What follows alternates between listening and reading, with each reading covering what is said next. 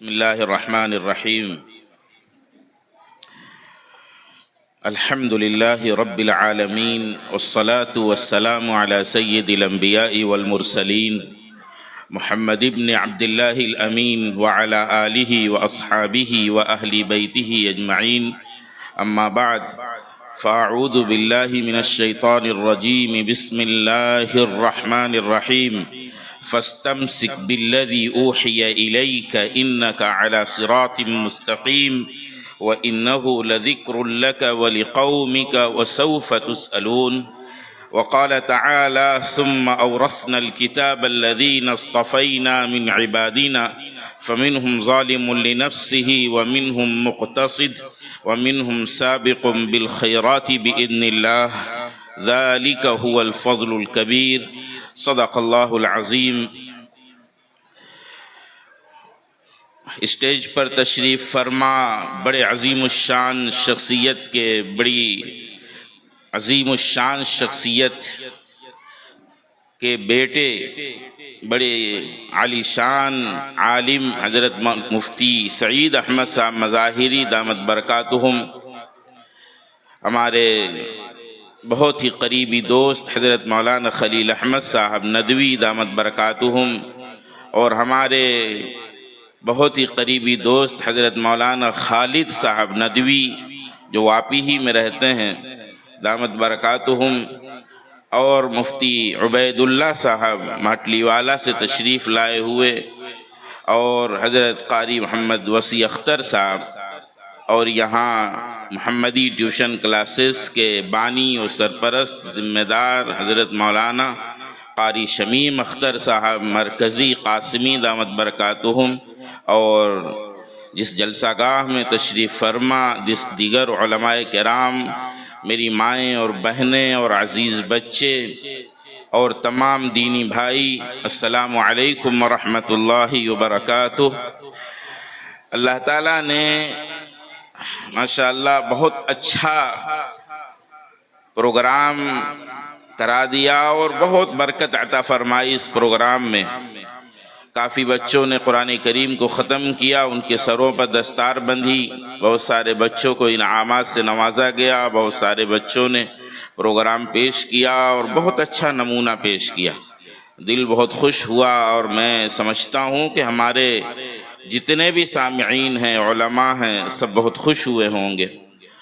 میں سمجھتا ہوں کہ بات نہ کی جائے تو بہتر ہوگا، اس لیے کہ مولانا خلیل احمد صاحب نے جو باتیں ارشاد فرمائی ہیں وہ ہمارے لیے نمونہ ہیں، اور ماشاءاللہ انہوں نے اپنے دل کی بات رکھی اور بلکہ کلیجہ نکال کر رکھ دیا. اس لیے میں مناسب نہیں سمجھتا ہوں کہ میں آپ حضرات کے درمیان اور ایک عظیم شخصیت حضرت مفتی سعید صاحب کے درمیان زیادہ دیر تک میں حائل رہوں. مجھے بڑی شرمندگی ہوتی ہے کہ ایسے عظیم لوگ موجود ہوں اور میں ان کے سامنے تقریر کروں. میرا دل بھی بند ہے. میں کافی ٹائم سے سوچ رہا ہوں کہ میں ان بھائیوں سے کیا عرض کروں، ان بہنوں سے کیا میں عرض کروں، میرے یہ بچے، ان سے میں کیا عرض کروں. میں نے اپنے دوست مولانا خالد صاحب سے پوچھا بھی کہ مجھے سمجھ میں نہیں آ رہا ہے، اور اتنے بڑے آدمی یہاں بیٹھے ہوئے ہیں. میں سمجھتا ہوں کہ ہم تمام لوگوں کو ان سے استفادہ کرنا چاہیے اور ان کی بات سننا چاہیے اور فائدہ اٹھانا چاہیے.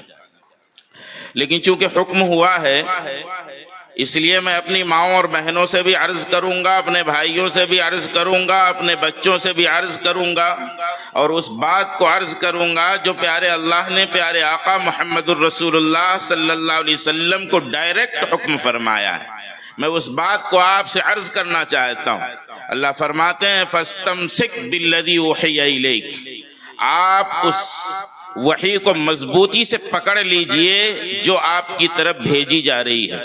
فَاسْتَمْسِكْ بِالَّذِي أُوحِيَ إِلَيْكَ إِنَّكَ عَلَى صِرَاطٍ مُسْتَقِيمٍ، بے شک آپ سیدھے راستے پر ہیں.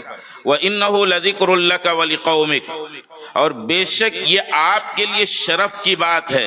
وَسَوْفَ تُسْأَلُونَ، اور تم تمام لوگوں سے اس کے بارے میں سوال کیا جائے گا. پوری امت کو پتا ہے وحی کیا چیز ہوئی تھی اور کیا چیز بھیجی گئی تھی. وہ قرآن کریم کی شکل میں نبی پاک محمد الرسول اللہ صلی اللہ علیہ وسلم پر اللہ کی باتیں بھیجی گئی تھیں جو قرآن کی شکل میں ہمارے پاس موجود ہے۔ اس کے بارے میں اللہ فرماتے ہیں فَاسْتَمْسِكْ بِالَّذِي أُوحِيَ إِلَيْكَ، جو قرآن نازل کیا جا رہا ہے اس کو مضبوطی سے پکڑ لو، اور بے شک آپ سیدھے راستے پر ہیں، اور یہ آپ کے لیے اور آپ کی قوم کے لیے شرف کی چیز ہے، عزت کی چیز ہے، اور اس کے بارے میں تم سے سوال کیا جائے گا۔ میں تمام بھائیوں کو اس طرح متوجہ کرنا چاہتا ہوں کہ قرآن کریم وہ عظیم الشان کتاب ہے جس کے بارے میں، جس کی کوتاہی کے بارے میں بھی ہم سے سوال کیا جائے گا۔ اگر ہم نے اس کے بارے میں کوتاہی کی ہے اور ہم نے اپنے گھروں میں تلاوت نہیں کی ہے اور ہم نے اس کو سمجھنے کی کوشش نہیں کی ہے اور ہم نے اپنے پڑوسیوں کو قرآن نہیں پڑھایا ہے، اپنے بچوں اور اپنی نسلوں کو قرآن نہیں پڑھایا ہے، تو اس کے بارے میں سوال کیا جائے گا اور اس کا جواب دینا پڑے گا، اس لیے کہ جو بات اللہ کہتے ہیں وہ لازم ہوتی ہے، وہ ہو کر رہتی ہے، اس میں ذرہ برابر بھی شبہ نہیں ہے۔ یہ چیزیں اس لیے عرض کی جاتی ہیں کہ امت میں قرآن پاک سے جو غفلت ہو گئی ہے لوگوں کے دلوں میں، ہم نے جو قرآن کریم کو طاق میں رکھ دیا ہے، قرآن کریم کو ہم پورا مہینہ نہیں دیکھتے ہیں، بلکہ ہم میں سے بہت سارے ایسے لوگ ہیں جو پورے سال تک قرآن کریم کو نہیں دیکھتے ہیں۔ میں ان کو متوجہ کرنا چاہتا ہوں۔ اب چند دنوں کے بعد ایک عظیم الشان مہینہ آ رہا ہے، اس مہینے کو رمضان المبارک کہتے ہیں۔ اس رمضان کا تعلق قرآن کریم سے بہت زیادہ ہے اور قرآن کریم کا اس مہینے سے بہت زیادہ ہے، اس لیے ہم اس بات کی فکر کریں کہ رمضان المبارک کے آنے سے پہلے اللہ رب العزت کے حضور ہم اپنی غلطیوں اور خامیوں کوتاہیوں کو پیش کر کے اللہ سے معافی مانگیں، اور قرآن کریم کے بارے میں جو غفلت ہوئی ہے وہ اللہ رب العزت کے سامنے اس کے بارے میں روئیں اور اللہ سے معافی مانگ کر اس بات کا عہد کریں کہ اے اللہ، یہ آپ کا کلام جو ہم نے چھوڑا اور آپ نے ہمیں آسمان سے زمین پر دے مارا، اب آئندہ ہم نہیں چھوڑیں گے۔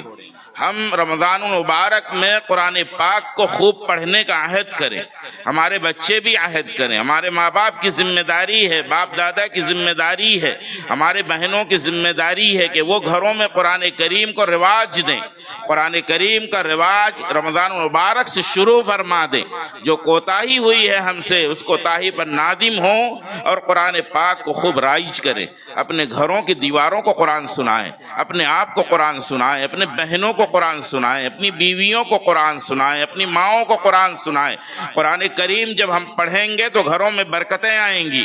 مولانا خلیل صاحب نے جیسا ابھی ارشاد فرمایا کہ ہم ڈگریوں پہ خوش ہوتے ہیں، ہمیں خوش ہونا چاہیے قرآن پاک کی تلاوت سے، ہمیں خوش ہونا چاہیے قرآن پاک کو سینے سے لگانے سے، ہمیں خوش ہونا چاہیے قرآن پاک کو اپنی آنکھوں سے لگانے سے، ہمیں خوش ہونا چاہیے قرآن پاک کی تلاوت سے، ہمیں خوش ہونا چاہیے قرآن پاک کو سمجھنے سے، ہمیں خوش ہونا چاہیے پورے عالم میں قرآن پاک کو لے کر چلنے سے اور پورے عالم میں قرآن پاک کو پھیلانے کا عہد کرنے سے، ہمیں خوش ہونا چاہیے اس بات سے کہ اللہ نے جو عظیم الشان کتاب ہمیں عطا فرمائی وہ ہم کبھی نہیں چھوڑیں گے اور اس کو ساتھ لے کر چلیں گے، اپنی نسلوں کو بھی بتائیں گے کہ جس دن تم نے قرآن کو چھوڑا اس دن تم ذلیل و خوار ہو جاؤ گے۔ اور صحابہ نے دیکھو قرآن کو پکڑا، اللہ نے بہت اعلیٰ بنایا اور اونچا بنایا، انہیں پوری دنیا میں حکومتیں عطا کی، لیکن جب سے ہم نے قرآن پاک کو پیچھے چھوڑ دیا ہم لوگوں کے غلام بن گئے اور ہمیں ذلت اور خواری کا سامنا کرنا پڑا اور لوگ ہمیں ذلیل و خوار سمجھنے لگے۔ اگر کسی چیز سے عزت حاصل ہو سکتی ہے تو میں یہ اعلان کر کے جاتا ہوں مسلمانوں کہ صرف قرآن پاک سے آپ کو عزت حاصل ہوگی۔ جیسے جن چیزوں سے پچھلے زمانے میں مسلمانوں کو عزت حاصل ہوئی تھی انہی چیزوں سے مسلمانوں کو اس وقت بھی عزت حاصل ہوگی۔ اور آپ جانتے ہیں کہ پچھلے زمانے میں قرآن پاک کی تلاوت، قرآن پاک کو سمجھانے، قرآن پاک کی تفسیر، قرآن پاک کو دوسروں تک پہنچانے سے لوگوں کو عزت حاصل ہوئی تھی، قرآن پاک کو سمجھنے سے لوگوں کو عزت حاصل ہوئی تھی۔ یہ ڈگریاں حاصل کرنے سے عزت حاصل نہیں ہوئی تھی، یہ ہماری غلط فہمیاں ہیں۔ ٹھیک ہے، زندگی کی ضرورتیں ہیں، ہم مانتے ہیں اس چیز کو، اور اس کے لیے ہم اپنے محلے کے ایک دو لوگوں کو تیار کریں گے جو ہماری زندگی میں کام آئیں گے اور ضرورت پہ وہ کھڑے ہوں گے. ہم اپنی بہنوں کو بھی تیار کریں گے جو ہماری بیویوں اور ہماری ماؤں کے علاج کے لیے وہ آگے آئیں گی اور محنت کریں گی. لیکن ہم میں سے ہر فرد اس بات کی کوشش کرے گا کہ میرے سینے میں قرآن پاک کی مقدس آیات جمع ہو جائیں, میرے بچے کے سینے میں قرآن پاک کے مکمل تمام 30 پارے جمع ہو جائیں, اور میرے بچے قرآن پاک کو سمجھنے والے بن جائیں. اگر میری طرف سے کوتاہی ہے تو میری نسلوں میں قرآن پاک پڑھنے والے بن جائیں. اس کی فکر کرنے کی ضرورت ہے. اگر ہم نے یہ فکر نہیں کی تو ہمارے محلوں میں بے برکتی آئے گی, اور وہ بے برکتی ہم ڈاکٹریٹ سے ختم نہیں کر سکتے, انجینئرنگ سے ختم نہیں کر سکتے, ہم نرسنگ ہوم سے ختم نہیں کر سکتے, ہم میڈیکل کالج سے ختم نہیں کر سکتے. اگر آپ اپنی زندگی سے اپنی زندگی کی برکتوں کو حاصل کرنا چاہتے ہیں اور خوش رہنا چاہتے ہیں, اطمینان دلوں میں رکھنا چاہتے ہیں, دلوں کو خوش رکھنا چاہتے ہیں, تو آپ کو آنا ہوگا مدرسوں کی طرف, آپ کو آنا ہوگا مسجدوں کی طرف, آپ کو آنا ہوگا قرآن کی طرف, آپ کو آنا ہوگا دینی علوم کی طرف, اور آپ کو آنا ہوگا اللہ کے ذکر کی طرف, اور آپ کو آنا ہوگا نبی پاک محمد الرسول اللہ صلی اللہ علیہ وسلم سے لو لگانے کی طرف, اور آپ کی ذات اطہر پر درود شریف بھیجنے کی طرف. یعنی یہ جو اعمال ہیں اس سے دل مطمئن ہوں گے, ان سے دلوں کو سکون حاصل ہوگا.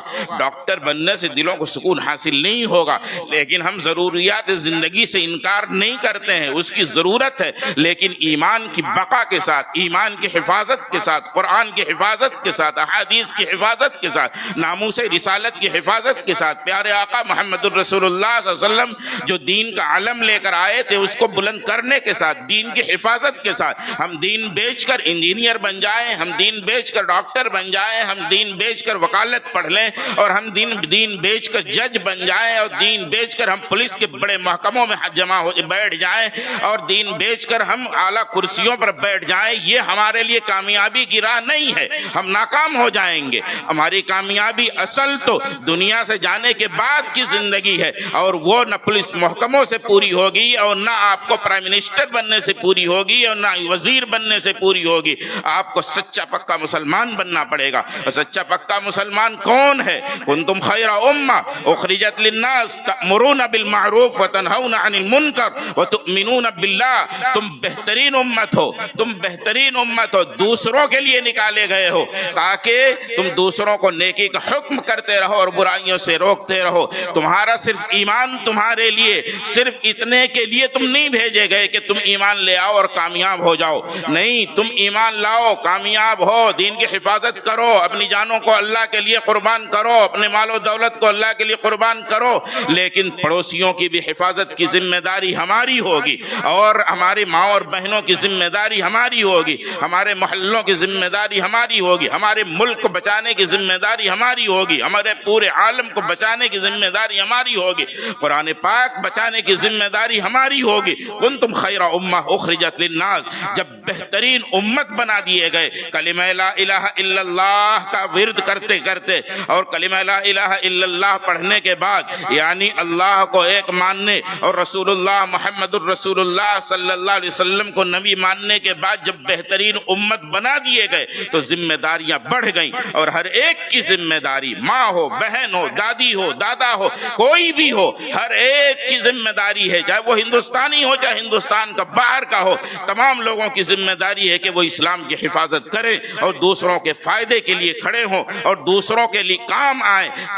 تنہا اپنا بینیفٹ نہیں دیکھیں. آج ڈاکٹر اپنا بینیفٹ دیکھ رہا ہے, انجینئر اپنا بینیفٹ دیکھ رہا ہے, دوسرے جو دنیاوی علوم کے حاصل کرنے والے اپنا فائدہ دیکھ رہے ہیں. اگر کسی دوسرے کا فائدہ دیکھنے والا اس دنیا میں کوئی ہے تو وہ اللہ کے دین کا محافظ علماء کرام عالم دین ہے, جو دوسروں کی دین کی حفاظت بھی کرتا ہے, ان کے کام آتا ہے, ان کی مدد کرتا ہے, ان سے محبت کرتا ہے, ان کو صحیح راستہ بتاتا ہے, ان کو نمازیں پڑھاتا ہے, ان کی غلطیوں پر انہیں متنبہ کرتا ہے, پیار سے بھی کرتا ہے اور کبھی سختی سے بھی کرتا ہے. یہ علماء کرام ہی ہیں جو دوسروں کو نفع پہنچاتے ہیں, جو بہترین لوگ ہیں, یعنی بہترین امت میں بہترین لوگ. تو یہ ذمہ داری ہر ایک کی ہے کہ ہم ایک دوسرے کی مدد کے لیے بھی کھڑے ہوں, اپنی دین کی حفاظت کے ساتھ. اللہ تعالی ہم تمام لوگوں کو صحیح سمجھ عطا فرما دیں کہ ہم لوگ پوری طاقت کے ساتھ, پوری دنیا کے فائدے کے لیے کھڑے ہوں۔ میں آپ سے آج ایک بات کہہ کر جا رہا ہوں کہ یہ ملک پوری طریقے سے قلاش ہو چکا ہے، اس ملک کا ہر فرد پریشان ہے، اس ملک کا ہر بندہ پریشان ہے، اس ملک میں ایک عجیب و غریب وبائیں چل رہی ہیں، بیماریاں چل رہی ہیں، پریشانیاں چل رہی ہیں۔ جو حکومتوں میں ہیں وہ بھی پریشان، اور جو حکومتوں میں نہیں ہیں وہ بھی پریشان۔ ان کا صرف علاج ایک ہی ہے کہ مسلمان آگے آئیں اور اس ملک کو بچائیں، ورنہ اس ملک کو کوئی بچا نہیں سکتا ہے۔